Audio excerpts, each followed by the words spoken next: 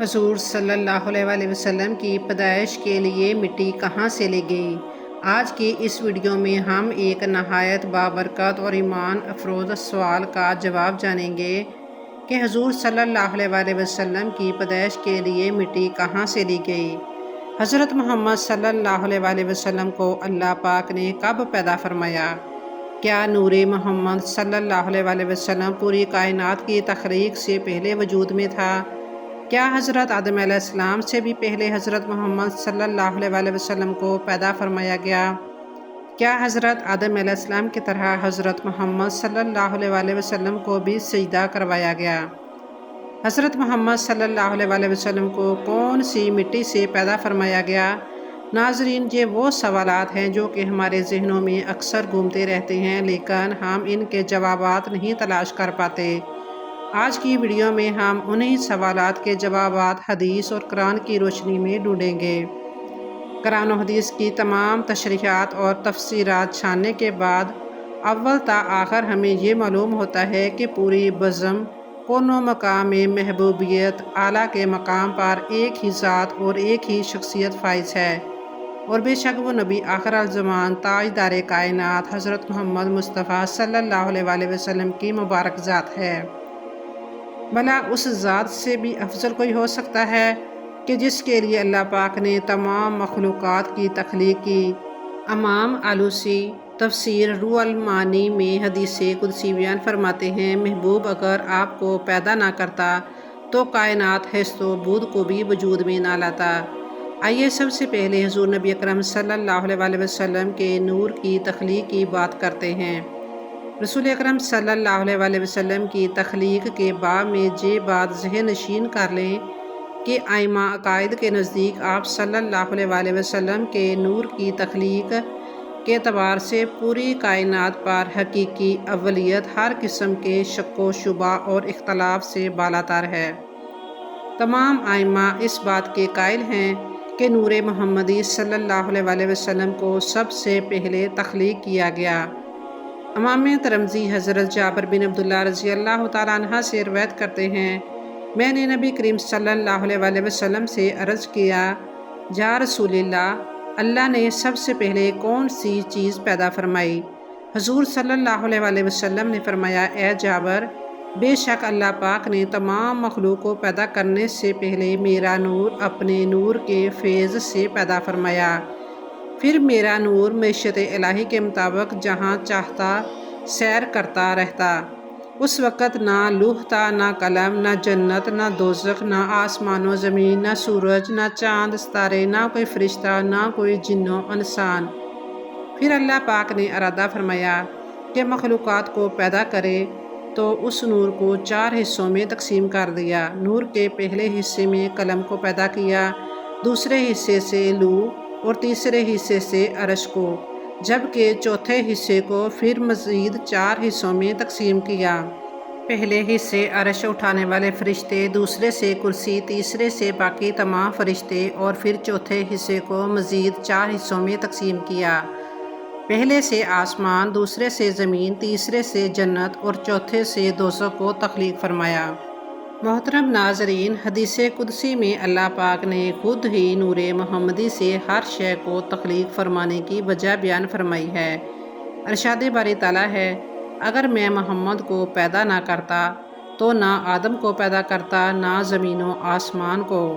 حضرت امام قسطلانی روایت کرتے ہیں کہ نور محمدی کو اللہ پاک نے حکم دیا کہ انوار انبیاء پر توجہ کرے، پھر اس نور نے سب انوار کو ڈھانپ لیا تو اللہ نے انوار الانبیاء سے ارشاد فرمایا کہ یہ میرے محبوب محمد صلی اللہ علیہ وسلم کا نور ہے، اگر ان پر ایمان لاؤ گے تو تمہیں شرف نبوت سے سرفراز فرمایا جائے گا۔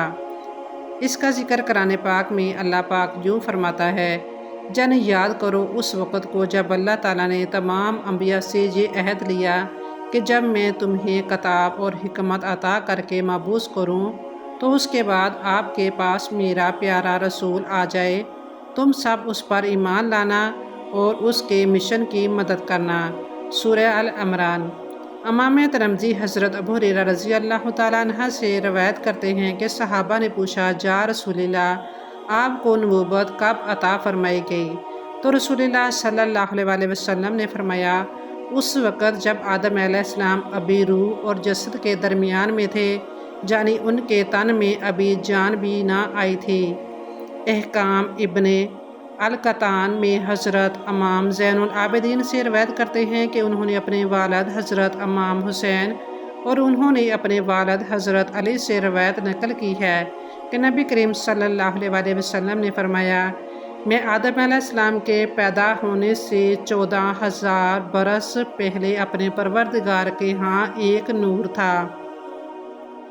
صحیح مسلم میں ہے کہ حضور صلی اللہ علیہ وسلم نے فرمایا کہ اللہ تعالیٰ نے آسمانوں اور زمین کی تخلیق سے 50,000 سال قبل، جس وقت اس کے اقتدار اور سلطنت کا عرش عالم مادی میں فقط پانی پر تھا، نیچے صرف پانی تھا اور اوپر اسی کو معلوم ہے کیا تھا، اس وقت اللہ تعالیٰ نے جو کچھ ام الکتاب یعنی روح محفوظ میں لکھا، اس میں ایک بات یہ تھی، محمد صلی اللہ علیہ وسلم سب سے آخری نبی ہیں۔ اسے امام بنانی نے الانوار المحمدیہ میں نقل کیا ہے۔ واضح رہے کہ جہاں سال سے مراد ہمارے ماہوں سال نہیں، کیونکہ اس وقت تو سورج اور شب و روز وجود میں نہیں آئے تھے۔ اللہ تعالیٰ ہی بہتر جانتا ہے کہ اس مدت سے حقیقت میں کتنا زمانہ مراد ہے۔ قرآن مجید میں قیامت کے ایک دن کی مدت 50,000 سال بتائی گئی ہے۔ اگر یہ اعتبار کے سامنے رکھا جائے تو خدا جانے عرصے کی درازی کا عالم کیا ہوگا۔ یہ روایت دوسرے طریق پر اس طرح آئی ہے کہ جب اللہ تعالیٰ نے حضرت آدم علیہ السلام کو پیدا فرمایا تو آپ کو نام کے ساتھ ابو محمد صلی اللہ علیہ وسلم کی کنیت سے بلایا۔ آپ نے عرض کی، باری تعالیٰ میری یہ کنیت کیسے ہے؟ تو اللہ تعالیٰ نے فرمایا، اپنا سر اٹھاؤ۔ آپ نے اوپر دیکھا تو عرش پر نور محمدی صلی اللہ علیہ وسلم جلوہ گر تھا۔ حضرت آدم علیہ السلام نے پوچھا، باری تعالیٰ یہ نور کس کا ہے؟ تو اللہ تعالیٰ نے فرمایا، یہ محمد صلی اللہ علیہ وسلم کا نور ہے، یہ تیری اولاد میں سے ہوں گے، ان کا نام آسمانوں میں احمد اور زمین پر محمد ہے۔ اگر میں اسے پیدا نہ کرتا تو نہ تمہیں پیدا کرتا اور نہ زمین و آسمان کو پیدا فرماتا۔ یہ تو تھی نور محمد صلی اللہ علیہ وسلم کی تخلیق۔ اب سوال یہ ہے کہ نور محمدی صلی اللہ علیہ وسلم کو جسد محمد میں کیسے داخل کیا گیا، یعنی حضور صلی اللہ علیہ وسلم کا جسد مبارک کیسے بنایا گیا؟ اس بارے میں حضرت کعب احبار رضی اللہ تعالیٰ عنہ سے روایت ہے کہ اللہ نے نبی آخر الزمان سرور کائنات حضرت محمد صلی اللہ علیہ وسلم کو جب پیدا فرمانے کا ارادہ فرمایا تو حضرت جبرائیل علیہ السلام کو حکم دیا کہ ایسی مٹی میرے پاس لاؤ کہ جو میرے محبوب کے جسم اطہر کی تخلیق کے لائق ہو۔ حضرت جبرائیل 3 دفعہ زمین سے مٹی لے کر گئے، لیکن اللہ پاک نے فرمایا یہ مٹی میرے محبوب کے لائق نہیں۔ پھر حضرت جبرائیل علیہ السلام یثرب کی زمین پر اترے، حضور اکرم صلی اللہ علیہ وسلم سے روضہ مبارک والی جگہ سے سفید مٹی لے کر بارگاہ خداوندی میں حاضر ہوئے۔ امر خداوندی سے اس کو تسنیم کے پانی سے گوندا گیا، جنت کی نہروں میں دھویا گیا، اور پھر اللہ پاک نے نور نبوت کو، جو کہ حضرت آدم علیہ السلام کی تخلیق سے 14,000 سال پہلے اور زمین و آسمان کی تخلیق سے 50,000 سال پہلے پیدا فرمایا تھا، روضہ مبارک کی سفید مٹی میں رکھ کر اس کو لوح و قلم، عرش و کرسی، زمین و آسمان ہر جگہ پھیرایا تاکہ ہر شے اللہ کے محبوب کے شرف و فضل کو پہچان لے۔ جس رات حضور نبی کریم صلی اللہ علیہ وسلم کا نور انور حضرت آمنہ کے وطن میں داخل ہوا تو وہ جمعہ کا دن تھا۔ اس رات کے دوزخ کو بند کر دیا گیا اور جنت کے دروازے کھول دیے گئے اور ٹھنڈی ہوائیں زمین پر چلا دی گئیں، اور ایک منادی نے پوری کائنات میں ندا دی، سب گواہ ہو جاؤ کہ چھپا ہوا نور اپنی والدہ کے وطن میں آ چکا ہے، جہاں اب اس کے جسد عنصری کی تکمیل ہوگی اور وہ لوگوں کے لیے رہبر بشرا بن کر دنیا میں تشریف لائے گا۔ روایت ہے کہ اس دن سے قریش پر سے سخت قحط کا خاتمہ بھی ہو گیا۔ محترم ناظرین، سورج، چاند، ستارے، زمین و آسمان، جہاں تک پوری کائنات نور محمدی صلی اللہ علیہ وسلم کی عطا ہے۔ اور ربیع الاول ایک محبت کا مہینہ ہے۔ اللہ پاک ہمیں اس مہینے کے فیض و برکات حاصل کرنے کی توفیق عطا فرمائے۔ اللہ تعالی ہمیں توفیق عطا فرمائے کہ ہم اہل ایمان، اہل محبت و عشق بن جائیں، ہمارا نام تاجدار کائنات محمد صلی اللہ علیہ وآلہ وسلم کے عاشقوں میں لکھا جا سکے۔ اگر ویڈیو پسند آئی ہو تو لائک اور شیئر ضرور کریں اور چینل کو سبسکرائب کرنا نہ بھولیں۔ جزاک اللہ خیران۔ اللہ آپ کا حامی و ناصر ہو۔